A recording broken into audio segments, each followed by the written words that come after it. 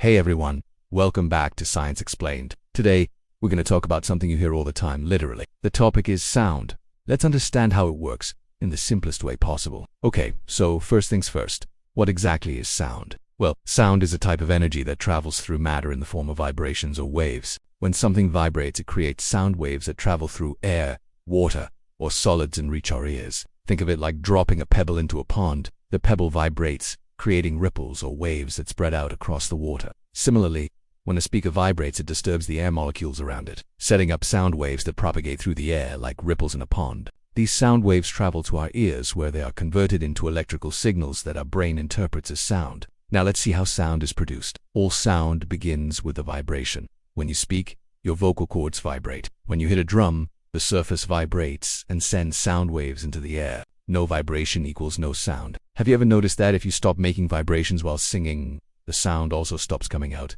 Same with playing an instrument. If you stop plucking or strumming the strings, the sound stops. So remember, sound is produced by vibrations.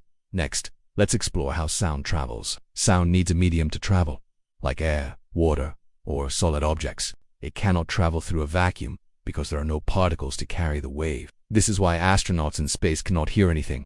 They are in a vacuum. Sound travels fastest in solids, slower in liquids, and slowest in gases. This is because the particles in solids are closely packed, so the vibrations can pass from one particle to another very quickly. In liquids, the particles are close together, but not as close as in solids, so sound travels a bit slower. In gases, the particles are far apart, so the sound waves take longer to travel. Alright, so now that we know how sound travels, let's talk about how we hear it. Sound waves enter our ears, causing the eardrum to vibrate. These vibrations go to the inner ear, then to the brain, which tells us what we're hearing. That's how we hear everything from music to speech. Lastly, let's have some fun with sound by exploring pitch, volume, and frequency. Pitch: how high or low a sound is. A whistle equals high pitch, a drum equals low pitch. Volume: how loud or soft the sound is. Shouting equals high volume, whisper equals low volume, higher. Frequency equals higher pitch, greater amplitude equals louder sound. Now let's wrap up with some cool facts about sound. Bats use sound to navigate in the dark.